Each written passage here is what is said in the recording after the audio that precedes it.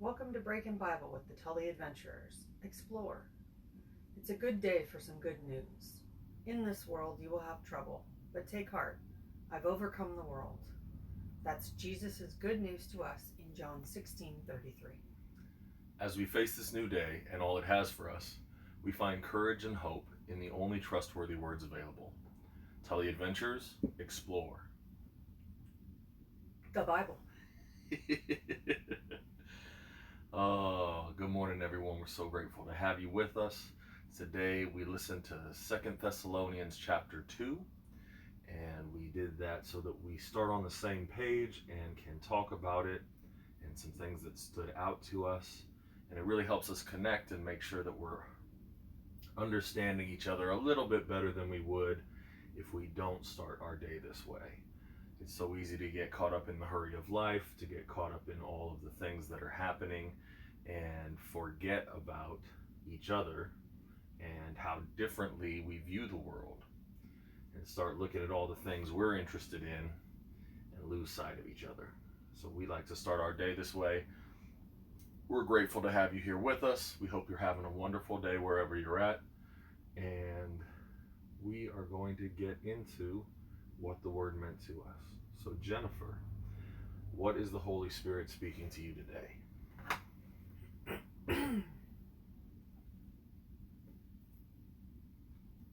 I am in verse 7 and 8.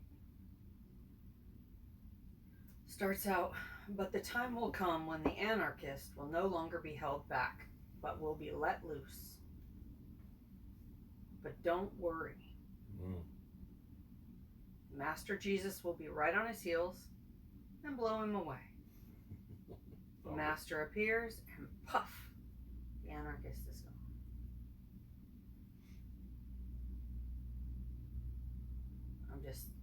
I'm really set on that, but don't worry. All right. I got this handled. It's gonna be tough, but I got it handled. Why is that standing out to you particularly so much today?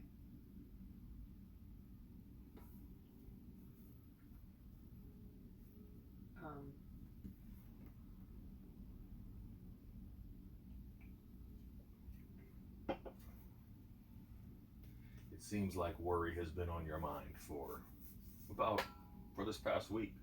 It has. We talked about it in Thanksgiving time and all of that. So what is it?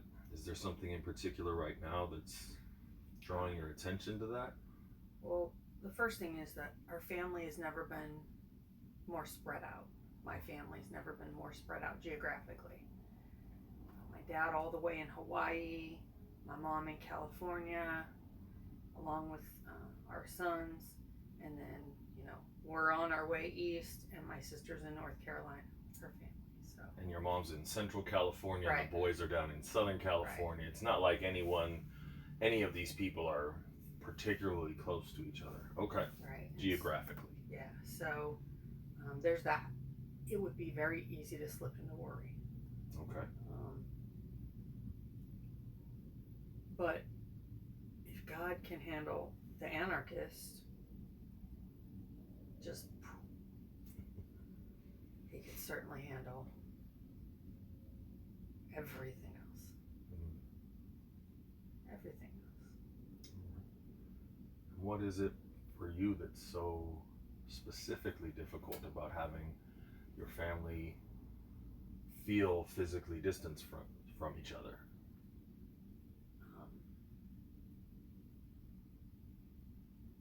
What would be different if they were geographically close to each other and we were still out here traveling along in our RV far away from all of them?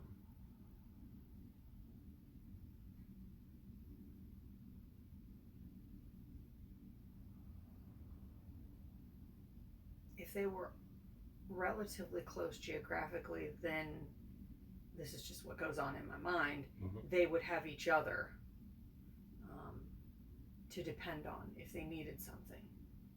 Okay, but since they're not. But since they're not, they don't have each other. And what's wild is they're all adults. They can all handle their own the shit.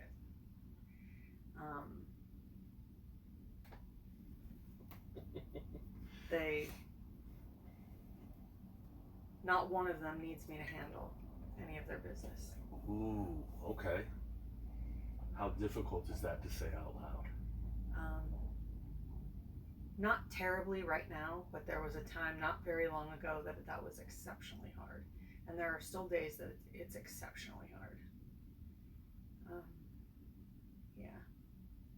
Growing up so close to my sister, you know, for many, many years we talked every single day. Mm-hmm. And, you know, then that spread out to every couple days. And now we're down to like once a week. And the good news is she's handling all her business. She's doing great at life.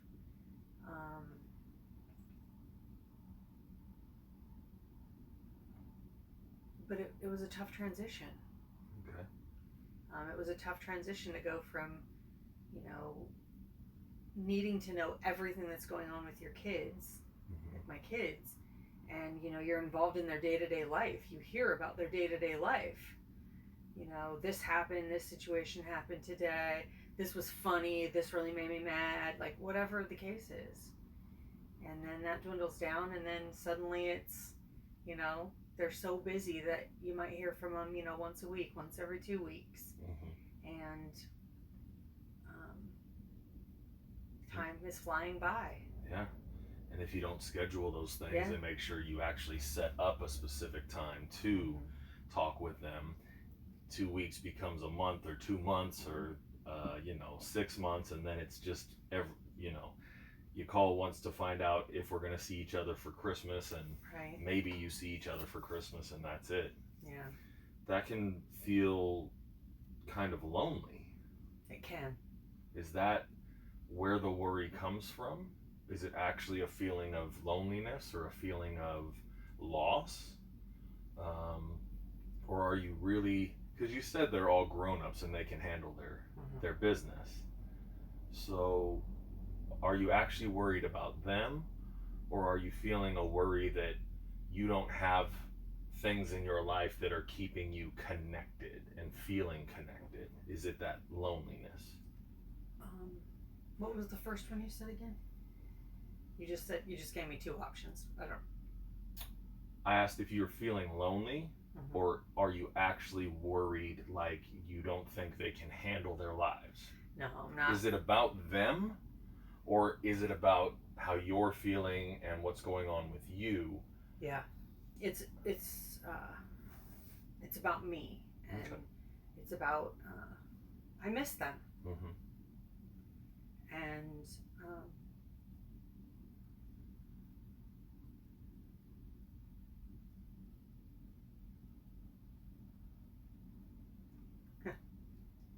it's about me. I miss them. Yeah. And one of the things we've been working on a lot is admitting how we feel. Because it's so easy to say, oh, I'm worried about this person, or I'm concerned about that person, or I'm thinking about these other people, which feels good to us because it means that we care about other people. What we don't say is, I'm feeling this kind of way. I'm going to actually deny that I'm feeling this kind of way by telling myself I care about other people, and that's why I'm worried. And so a practice that we have put into our relationships for the sake of our mental health is, I am feeling this way. This feeling tells me to take this action. Now that I've taken this action, I'm going to say out loud, and this is a practice that can feel very weird, but I'm going to say out loud, thank you, feeling. I have taken the action. God, I surrender control to you. And I think that a lot of what we feel is in the area of grief. So if we start with emotions being pretty simple, happy, angry, sad, you can then move out from there to have all kinds of things. So within sad would be lonely or disappointed, or actually grieving loss, all kinds of things. And we all know anger has a lot of different variations. Happiness has a lot of variations. But yeah, in the time that we've been married, which has been about 5 years, one of your sons got married, the other one is about to get married. Your parents have moved to different places. We've moved to different places. Your sister and her daughters moved to different places. There's a lot of things that happen in life, and it's easy to say, I just care about the people. And we do. It's not a lie that we care about the people, but it is a denial, or it can be used as a denial of how we feel. So, are you feeling lonely? Are you feeling loss? Like you've lost this connection, then this closeness? What are you personally feeling that you're putting as worry? And maybe it is worry. Worry comes under the heading of fear.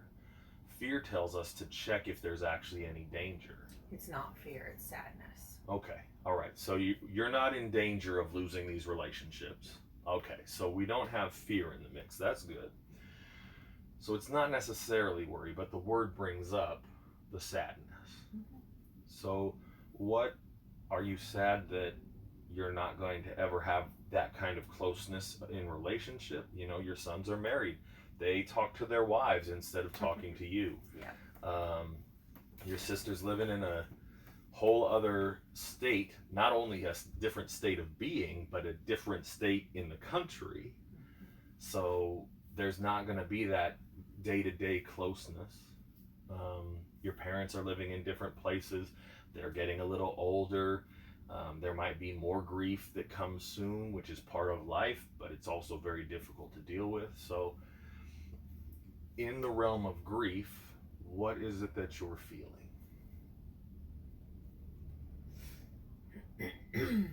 Or, sorry, in the realm of sadness. Mm-hmm. Is it a loss, so you need to grieve the loss? Is it disappointment, like you thought you'd always be this close to all of them? I'm just trying to run through, I'm searching for some of the other sadness words. I don't have them in my head. Another practice that we have worked on in our marriage is using an actual visual aid that has the wheel of emotions and starts from, basically happy, angry, sad there in the center, and then moves out to some of these different ones. And we find those and find the word that feels like what we're feeling, so that by being as accurate as possible, we can then deal with what is this emotion telling me? How am I supposed to handle the world or my surroundings? Because our emotions are all valid. They're telling us, hey, be aware of something. You're focused on this, but there are also these other things happening. And particularly as a soldier, that's incredibly important. And to a degree, we think that as soldiers we stuff our emotions, but the reality is we don't. We become more finely attuned, and maybe even could be called sensitive. Don't ever use that word with a soldier, to those emotions, because particularly if the soldier is a veteran, that means they've been in a position where those emotions are really going to keep them either alive or dead. I mean, it's life and death out there for these veterans and for these soldiers. And in our day-to-day life, if we deny our emotions, try to stuff them down or pretend they don't exist, then we're going to get in some trouble, because there could be danger that we're not paying attention to. There could be some grief that we need to mourn and deal with, so that we can then be aware of if there is actually danger or not. And how we handle our emotions, which are a gift from God, is an important part of life. And we sin, we miss the mark, we miss out on the very best life if we won't pay attention to our own emotions. So did you find a word that seems in the realm of what you're feeling? Two things. Loss, so that would be under grief. Yeah. And longing. Ooh, okay. So loss is the loss of that close day-to-day interaction. Mm-hmm. The longing this is where it gets emotional for me. Sure. That it's this strange feeling. Talk to other moms who felt this way, of wanting to. There was a time when you could just gather up your kids and have them right here. Yeah.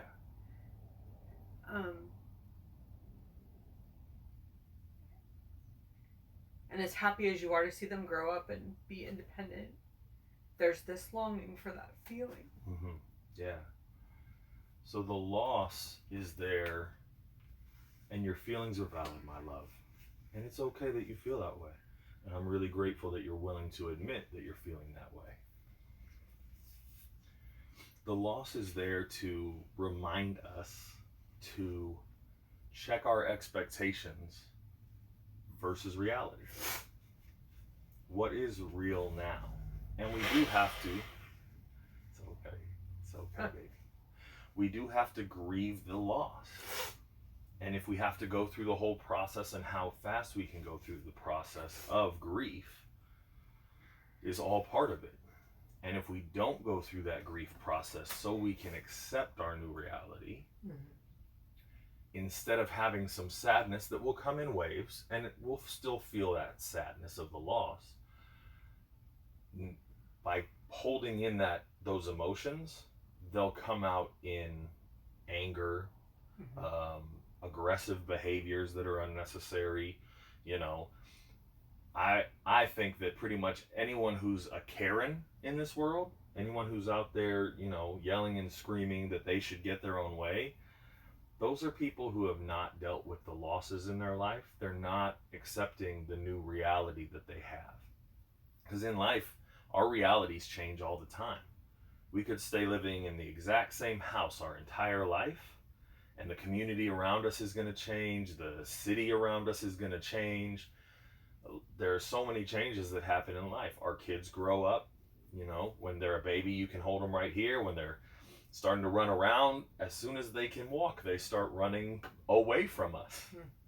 And so we have to be able to deal with those changes and losses, and it's not easy. So what you're going through, I really appreciate that you said you've talked to other moms and they have similar things. But a mom becomes a Karen when she doesn't grieve that loss. I think you're right. I think that oftentimes it comes out in the form of control. And we call it worry, and we call it caring, and really it's just trying to... That was caring, not Karening. Yes. We try to control the situation, because really we're just sad. Yeah. And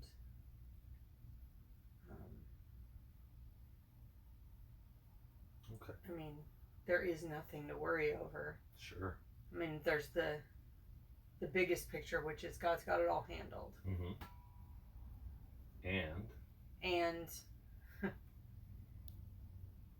you raised amazing sons. I did. Your sister is an incredible woman who's very capable. Very. Your parents are getting older, but they're not sick. They're not in the hospital or in more danger than anyone else on a given day. No.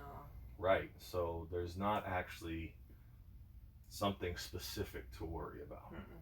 Cool. So, not at all. So we're going to go through our process, and it's loss that you're feeling. So I am feeling loss. I'm feeling loss.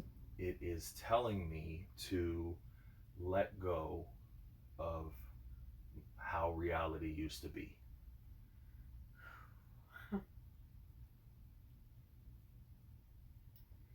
It's telling me to let go of how reality used to be and accept how reality is. Yeah. And this is where this isn't going to happen right this moment. This is not just because we go through this practice and use these words and do these things that it's magically going to feel better. No. That the loss isn't going to sting. But hopefully by utilizing this practice and maybe doing it 2 or 3 times today, again 2 or 3 times tomorrow and saying it out loud, we hear ourselves and we tell our brains to let go of this thing that we're just death gripping and it's hurting us. Okay, so this is where we can, without maybe saying letting go, maybe we can say it's telling me to check my expectations versus my reality. Right. All right, so I am feeling loss. I'm feeling lost. It's telling me to check my expectations versus my reality. It's telling me to check my expectations versus reality. I have done that. I did that. Thank you, loss. Thank you, loss. For reminding me to let go. For reminding me to let go. God. God. Thank you for helping me to let go. Thank you for helping me to let go. I give control to you. I surrender control to you.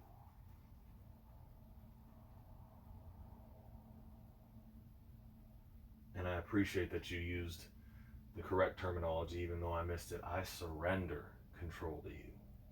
And I'm telling you, this practice for me is so difficult, and I know it's just been difficult for you. I'm trying to give you a moment to catch your breath, and I see that you have tears running down your face, and it's valid. It's totally okay. Your emotions are valid. And the reason it's difficult for me to do this is because I'm a soldier. Surrender's not part of it.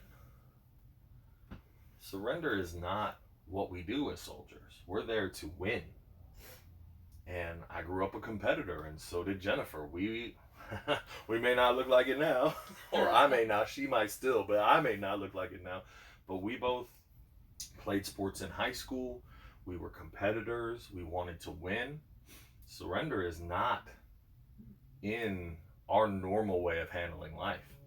And we had to die to ourselves. We had to learn to let go of, I have to win. I have to be number one. Not in everything, but in those places where it was causing more damage than help. And we have amazing lives. I am a disabled veteran. I have PTSD, but I also stuck it out and fulfilled my contract honorably, did my duty, and served honorably. My wife has had an amazing life. She's raised 2 boys and then had a third one who was her bonus son. She's owned 2 different salons herself.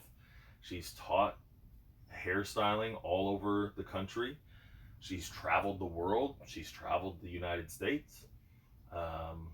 We have these amazing lives. So there also needs to be wisdom. Don't hear just surrender all the time to everything. That's not what we're talking about. Particularly in the physical world, there are definitely things that we have to overcome and push through. But surrendering our idea that we have to control our emotions, that's a good one to surrender. Surrendering what we believed was reality and letting God renew our minds, transform and change the way we think reality works. That's a good one to surrender to. Because we don't want to be Karens. We want to let go of the things in our life that are going to hurt us so that we can honor God.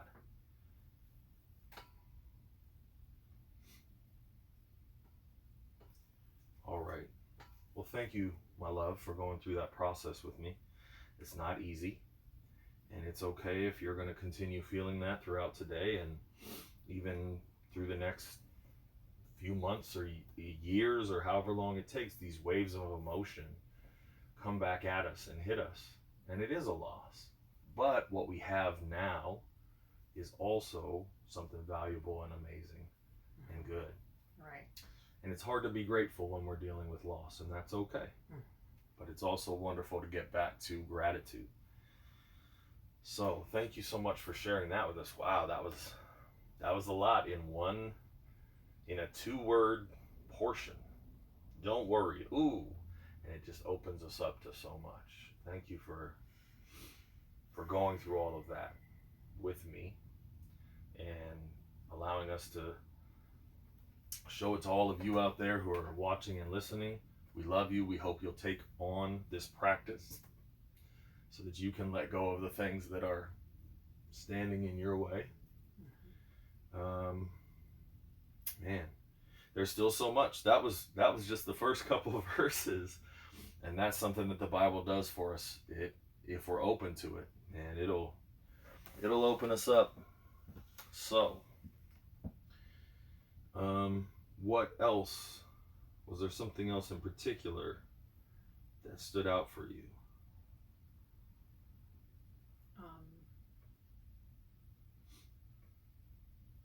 Yes, it's in that same verses, but it's just a whole other line of thought that went along with that. All right. Just get back to it so I know where I'm at here. All right. I appreciate as you're setting that up. In Paul's first letter to the Thessalonians, he was their cheerleader. Hey, you're doing great. Keep going. And to me, it said that the Thessalonians were people who were kind of caught by their emotions. They lived in their emotions. And that can be pretty exciting, you know. People who are living in their emotions can be a roller coaster and all over the place. But it's also a lot of energy and a lot of joy. There's, you know, I sometimes get sad when our churches are flat and they're stoic and they're unemotional and there's not that beauty and connectedness to actual celebration. I'm disappointed when I go to church and our celebration of the highest good, the very best thing that could possibly exist, God, is just kind of, all right, we've said a few words and that's everything. You can go home now. Come on, man. We're here to celebrate. Let's dance. Let's shout. Let's sing. Let's allow the excitement and the emotion to take us to who God is. Let's cry and grieve and let go of these earthly things that are holding us down and getting in our way. Let's have the full range of emotion be validated in the church, not to hurt people, but to allow the expression that is necessary so that we can really feel what it is to celebrate who God is. Because if God is all that he actually is, that's worth celebrating. If he's making all things work together for good, that's worth celebrating. And if our celebration is just some monotone, bland, colorless, expressionless, boring bleh, why even go? But if our expression, and I'm being with the Thessalonians, there's different letters from Paul to different churches, because there are people who want something that's a little more subtle and controlled. They might call it nuance, they might call it whatever. It's not going to look like dancing and clapping and shouting and falling out and doing all these things. But it's also okay for the people who want to celebrate. I want to celebrate. I want to feel that connection to other people who are celebrating the Most High. And so I love that Paul, when he speaks to the Thessalonians, is speaking to people who, I'm guessing, get into their emotions and they sing and they dance and they cry and they grieve losses and they wail and weep loudly and it's an expression.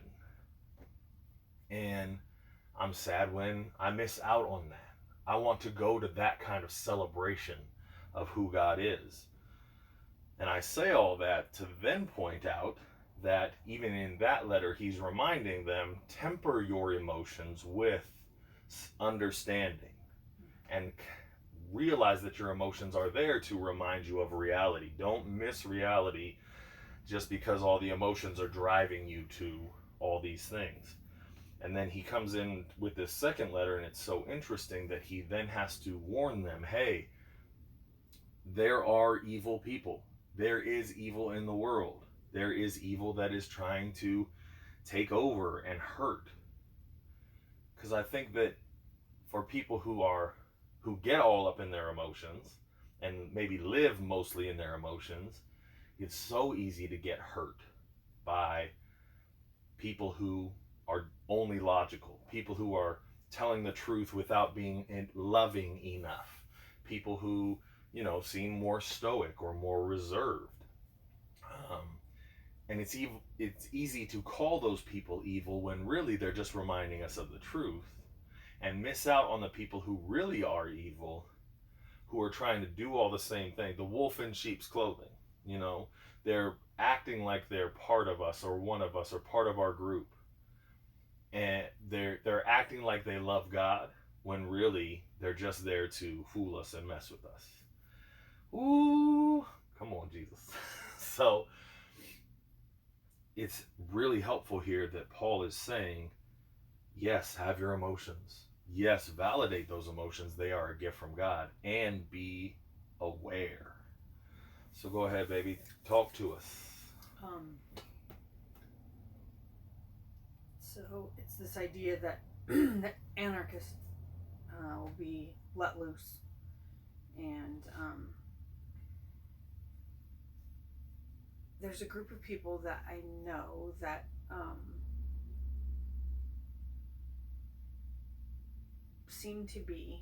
seems like whenever they talk to me, they are so wrapped up in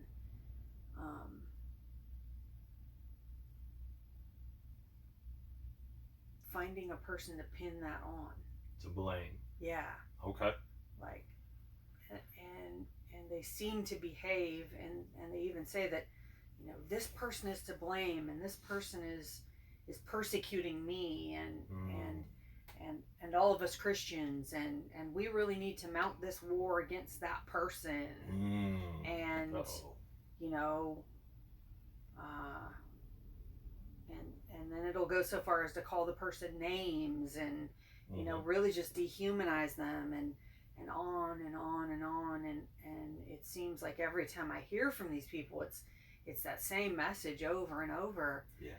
And my response to them has been, most of the time has been, but I don't have anything to worry about. God's got this handled. Like, even in the end times, like, there's nothing for me to worry over. I'm not.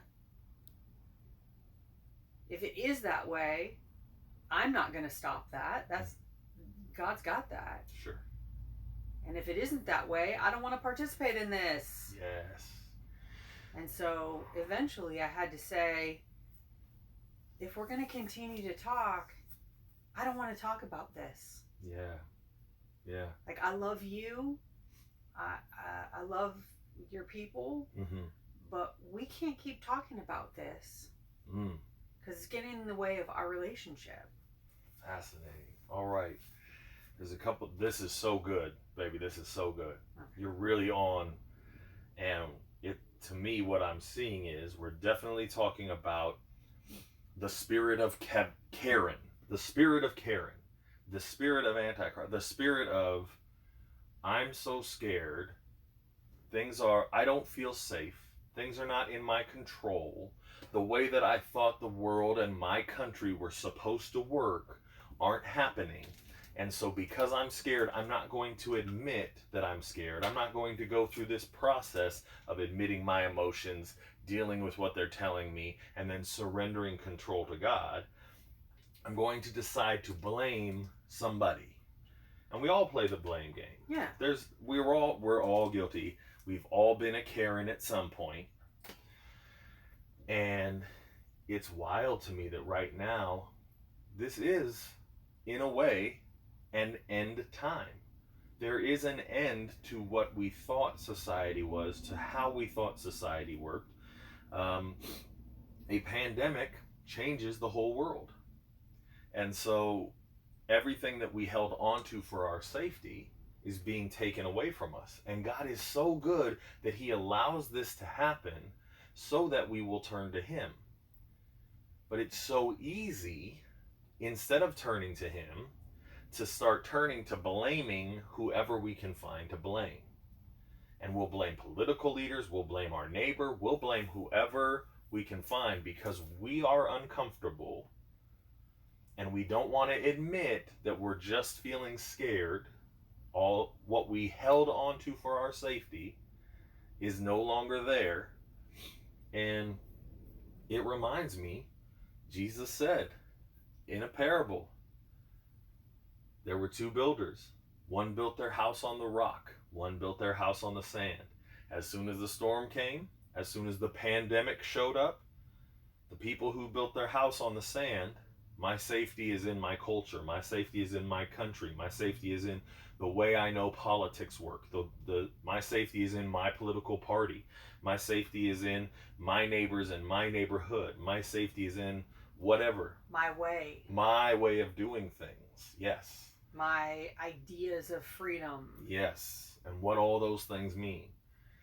All of that is shifting sand, and it's been ripped apart, and now all these people's houses are falling down, and they're going, my whole life? And Jesus is over there. He is the rock, and he's saying, hey, you can still come over here and rebuild, but you got to build your whole relationship and the way you view the world on me. And so I'm so grateful that we are talking about this, because it is the actual pandemic in our world right now. Yes, there's a virus going around, but the physical things are not what we have to really deal with. The physical things, yeah, it's good to exercise and take care of your body and do what you can. And if you can get outside and get some sunshine, good for you. That's probably going to help you out. And if you can put your phone down and stop looking at social media, that's probably going to help you out too. Now, don't do that right now. Stay on our YouTube. Stay with us right now and finish hanging out with us. But as soon as we're done, get outside and get yourself some sunshine. My point, though, is, and I hope you enjoyed that joke. My point is, we don't wrestle with flesh and blood. Blaming people is not going to help us. What we wrestle against is powers and principalities and the rulers of this dark age, which is not a human being. It's not a political leader. The powers and the principalities are these ideas we have in our mind of how things are supposed to work, of what's supposed to happen, of how I'm supposed to feel. Ooh, that's a big one. I'm supposed to feel this certain way for the rest of my life. I'm supposed to be happy all the time. I'm supposed to feel good and good vibes only all the time. What is a Karen? A Karen is any person who's holding on to, I'm supposed to have what I want, how I feel, my control over all of these things, my safety, no matter what it costs anyone else. And if I don't feel safe, if I don't feel comfortable, if I don't feel like I'm being cared for, I will become a care-in by blaming everybody else. What do you think about all that, my love? I agree. I think that, when people are uncomfortable, it's so easy to just be angry and blame people and call them names and get in their business and do all that. And a huge shift for me is accepting what is. Yeah. And it's not easy. No. I want to be able to control everything around me. Because it makes me feel better, and it makes me feel like I have purpose, and it makes me feel invigorated and blah, la, la, la, la, la, la. But that's not what I'm called to do. I'm not called to control everything around me. I'm called to love God and love people around me. Right. And, blame and spending all that energy being angry about I'm uncomfortable, look at me, is just not, it's what I'm called to do. Absolutely. And it's so much energy to spend. And all you're doing is you're creating this little whirlwind tornado of unhappiness. And you're just trying to suck people into your unhappiness. Oh, come on. Yep, absolutely. Because if I can find other people that are unhappy, that'll get sucked up into this, it'll validate my beliefs right now. Right. It'll validate this lie that I'm telling myself, that what I'm doing is right, and everyone else is wrong for not letting me do it. Mm-hmm. I'm being a 3-year-old throwing a temper tantrum. Mm-hmm. And if I can get all the other kids in the class to throw the temper tantrum too, then it must be right for me to throw this temper tantrum. Ooh, come on. Mm-hmm. We're on to something this morning, my love. Yes, and it's heartbreaking. And what it speaks to is what we worship. Mm-hmm. And we don't like talking about that, you know, in our scientific age and in our whatever you want to call it. We want to believe that we're going to figure out the technology that's going to end our suffering. We want to figure out the way we can structure the system so that we won't have any suffering. I hear everyone complaining about the system is broken. As if the system was ever built to end all of our suffering. We're going to complain about this person or that person. It's the people who are vaccinated. It's the people who are not vaccinated. It's the people who want. We're going to blame all these things because we are worshiping safety. We're worshiping our political party. We're worshiping science. We're worshiping whatever. And I'm so scared of this term, Scienceism. Science in and of itself is a great thing. Absolutely. It's very helpful and it creates all kinds of helpful things. But Scienceism is the religious belief in science that it's going to end our suffering. And that's where you get into a big problem. We worship women. And so we put too much onto them, and no human being can carry our worship. No thing can carry our worship. The responsibility that comes from being worshiped is too heavy for any created thing. Only God can carry our worship. And so as God takes away these things that we worship and pulls them out from under us, we're then left feeling like we're in danger. And instead of saying, ooh, I'm in danger because I've been worshiping the wrong thing, we say it's somebody else's fault that I'm feeling some kind of way. And then we start doing all kind of crazy things. Ooh, come on, talk about it. I'm uncomfortable, so I'm gonna go take down every statue I see that makes me feel uncomfortable. Mm-hmm. What else?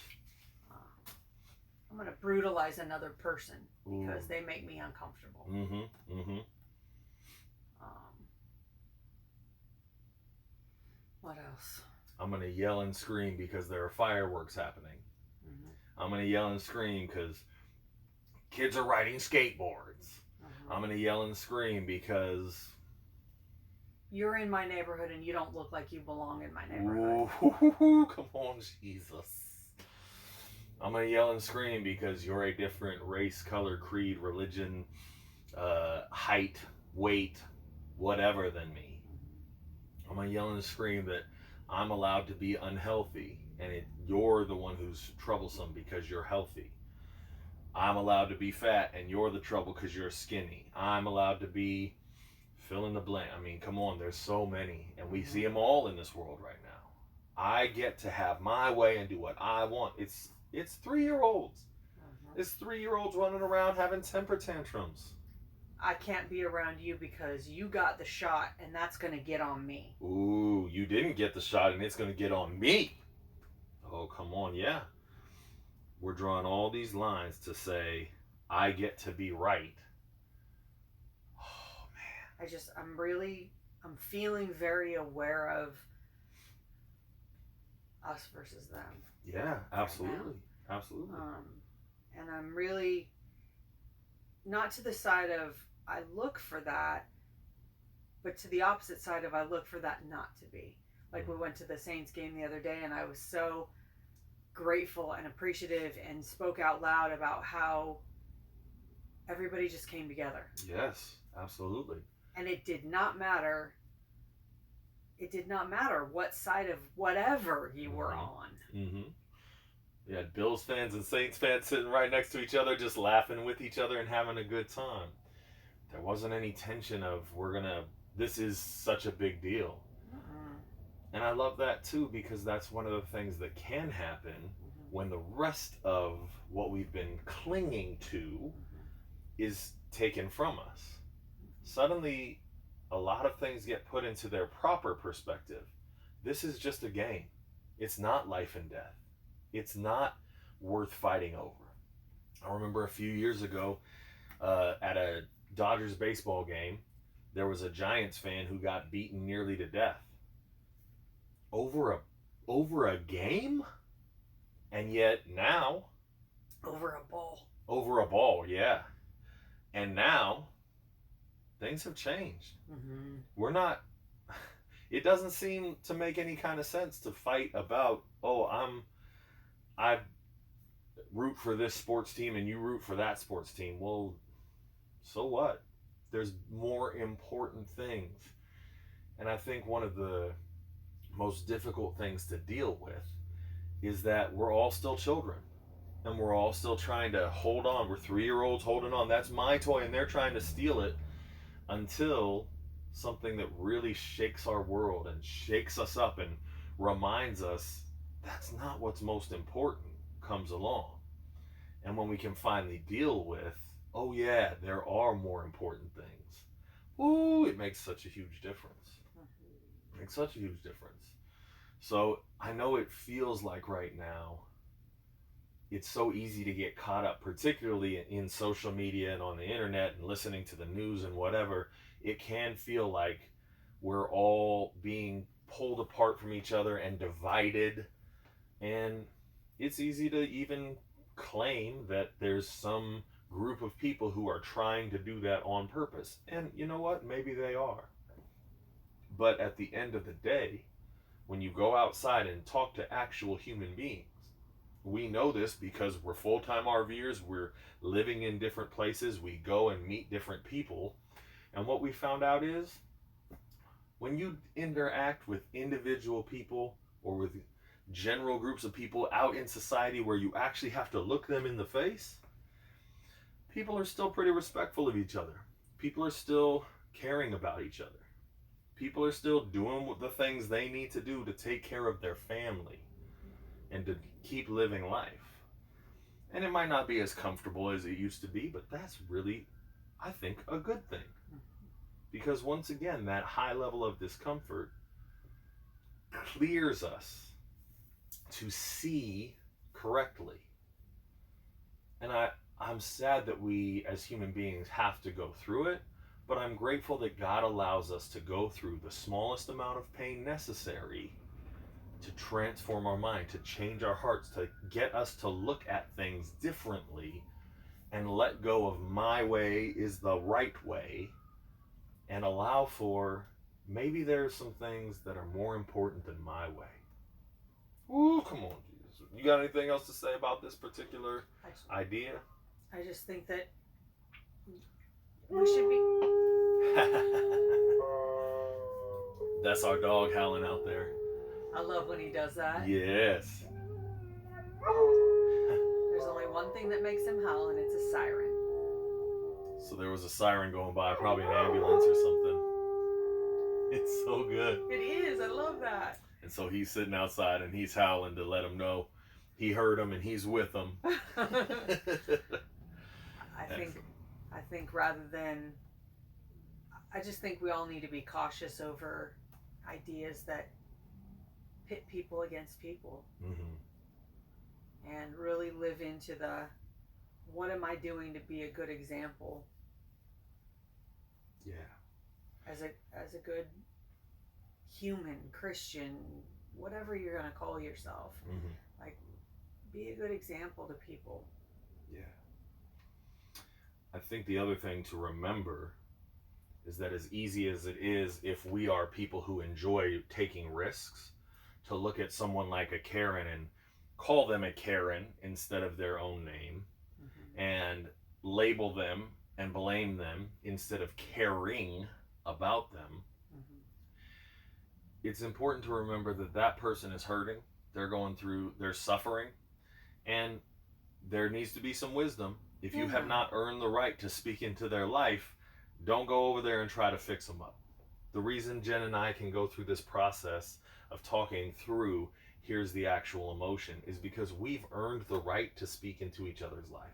We've been married for 5 years. We've been through some things. And we're sticking together.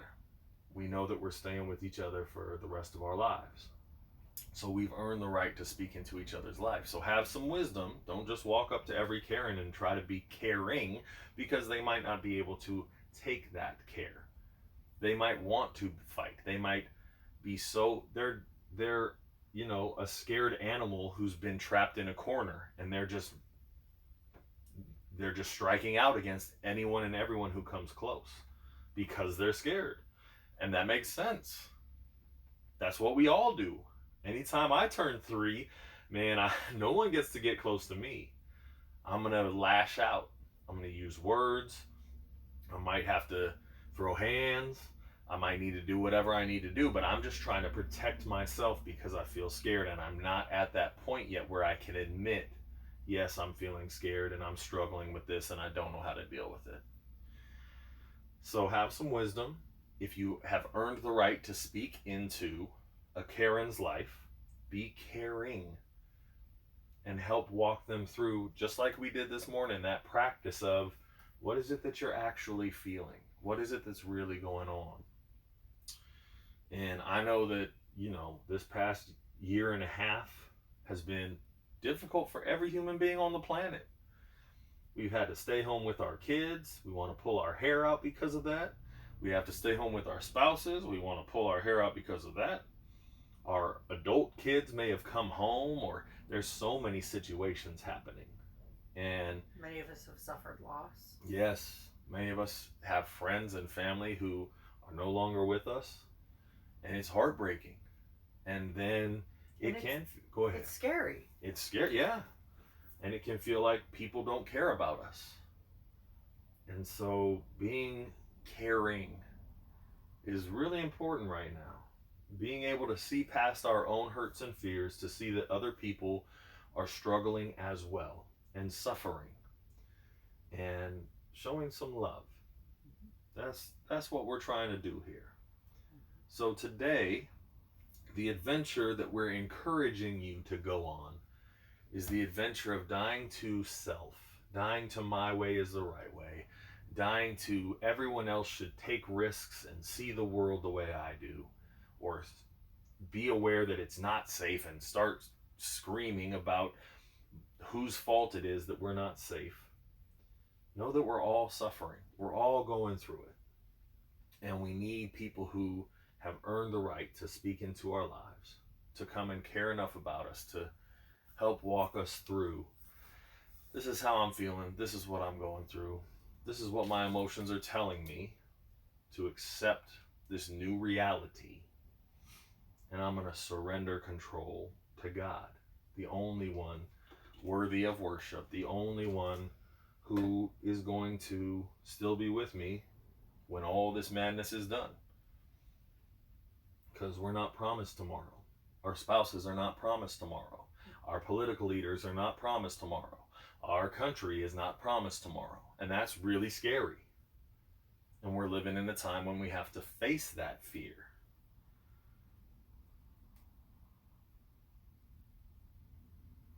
And the way through is by trusting God. That's the scariest part. So, yes, we're being stripped of everything else that we've held on to for security. And there's a reason. So that we'll turn to God and see the only thing that's going to actually last. Is there anything else in this section of verses that particularly stands out? I mean, we've had a good conversation this morning. Okay. So I do want to come back to the verse you said. When Christ comes, poof, the problem is gone. But as long as we are holding Christ at bay and saying, no, I won't let you into my life, I won't let you be the one who's, then yeah, all of this madness is going to keep going on. I personally like verse 13. It says, It's Paul's just said, yes, I'm aware that all this is going on. Yes, I'm aware that there are these people who are evil. There is evil in the world that's trying to consume us. There is problems. There are people who are practicing evil.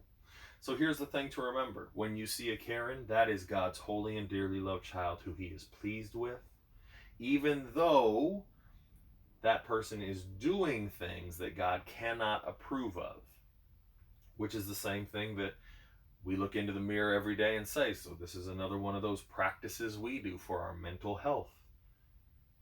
Look in the mirror, or if you've got a spouse, hold their face in your hands and say, you are God's holy and dearly loved child, and he is pleased with you, even when he cannot approve of the things you're doing.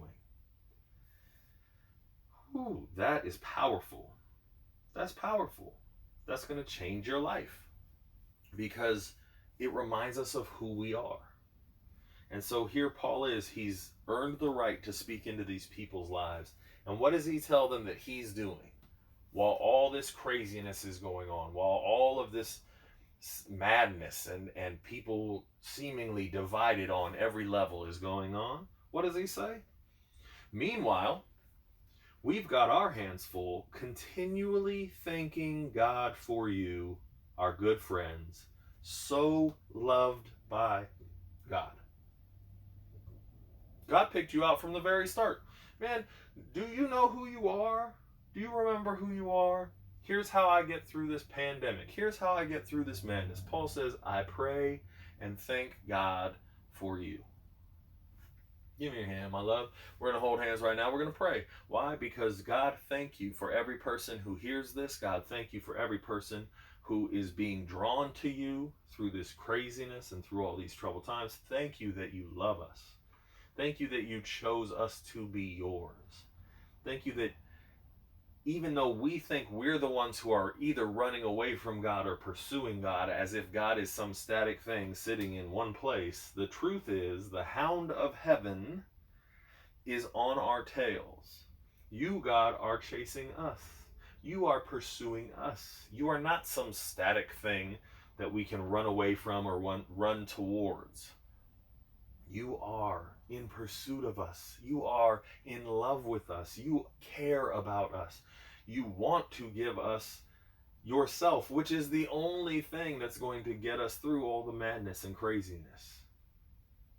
You are reality, and when we accept you and attune ourselves to you and have the wisdom to know you and love you and have our minds transformed so that we are in tune, in harmony with you, everything else falls away, and we don't have to be a Karen.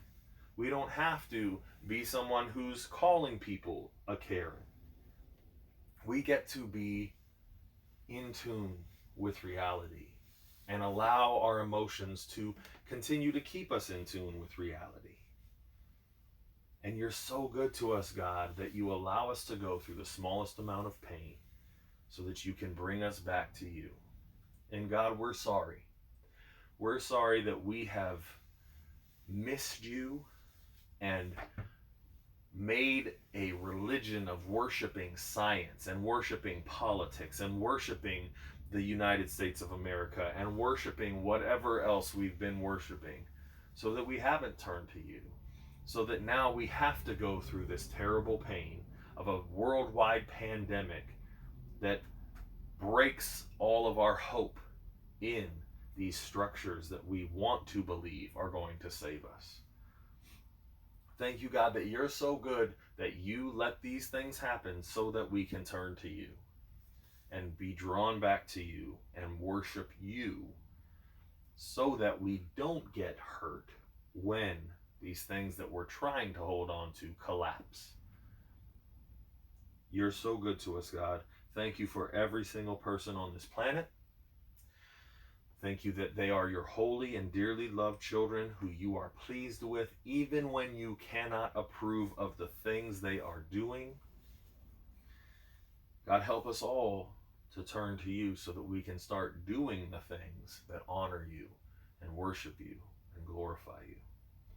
We love you. Thank you.